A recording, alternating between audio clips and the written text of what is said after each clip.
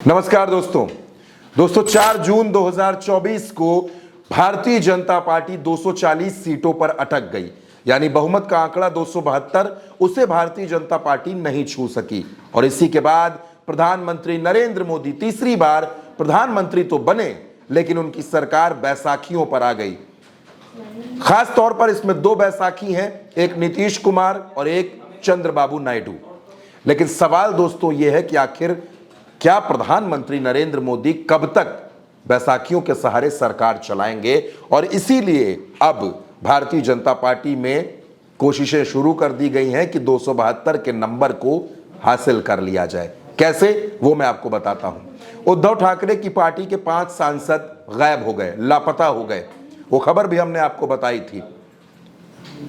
और 5 सांसद लापता होते हैं, 5 सांसद गायब होते हैं, उससे ठीक एक दिन पहले यानी शुक्रवार को गृह मंत्री अमित शाह मुंबई में थे। उसकी तस्वीरें भी आप देख सकते हैं। एकनाथ शिंदे और अजीत पवार दोनों के साथ नजर आ रहे हैं।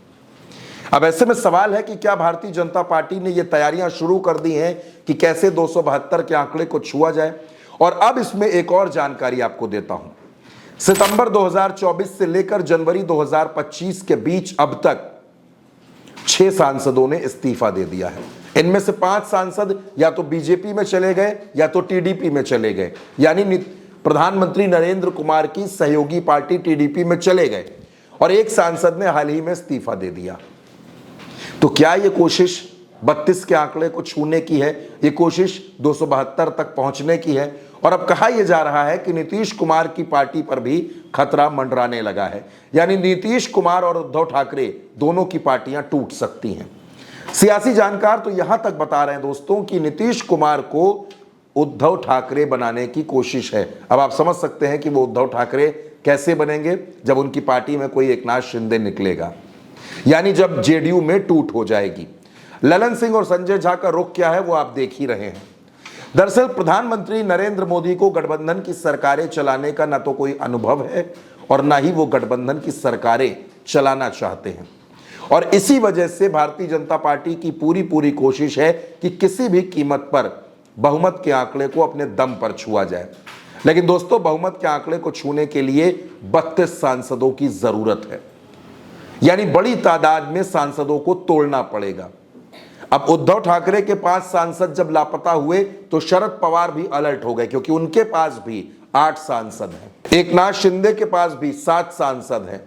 और अगर भारतीय जनता पार्टी कोई गुणा गणित करके सांसदों को तोड़ लेती है, इन पार्टियों में टूट करवा देती है, तो वो इन पार्टियों के लिए किसी खतरे से कम नहीं होगा, क्योंकि फिर इनके अस्तित्व पर भी सवाल खड़ा हो जाएगा। दोस्तों वक्फ बिल का मसला रहा हो, वन नेशन वन इलेक्शन का मसला हो, ये सारे बिल खटाई में है, ये सारे बिल जेपीसी में है। 4 जून के बाद से अगर आप देखेंगे तो 7 महीने होने को आ गए, लेकिन प्रधानमंत्री नरेंद्र मोदी कोई एक फैसला ऐसा नहीं ले पाए जिसमें यह दिखे कि पूरा गठबंधन उनके साथ खड़ा है। कभी चिराग पासवान के बगावती सुर, कभी जीतन राम मांझी नाराज, कभी नीतीश कुमार नाराज, कभी अनुप्रिया पटेल भड़क गई, कभी एकनाथ शिंदे अपने गांव चले गए, कभी अजीत पवार नाराज हो गए। यानी जब से नरेंद्र मोदी तीसरी बार प्रधानमंत्री बने हैं, उनके तमाम सहयोगी उनसे खफा होते रहते हैं। अब इस बात को प्रधानमंत्री भी अच्छी तरह समझते हैं और इसीलिए उनकी कोशिश है कि कुछ भी किया जाए, लेकिन 272 का नंबर छुआ जाए। 2019 में 303 सीटें जीतने वाली भारतीय जनता पार्टी 63 सीटों का नुकसान झेलती है और 2024 में 240 पर अटक जाती है। 400 सीटों का दावा था, 400 सीटों का नारा था, लेकिन बीजेपी 240 पर है। लेकिन बीजेपी चाहती है कि बहुत ज्यादा दिनों तक अब ये 240 का नंबर न रखा जाए, बल्कि इसको किसी भी तरह 272 के नजदीक पहुंचा दिया जाए। तो क्या उसको पहुंचाने के लिए ही अब नीतीश कुमार और उद्धव ठाकरे, इन दोनों की पार्टियों पर नजर है भारतीय जनता पार्टी की? इन दोनों की पार्टियां टूट सकती हैं, इन दोनों के सांसद साथ छोड़ सकते हैं।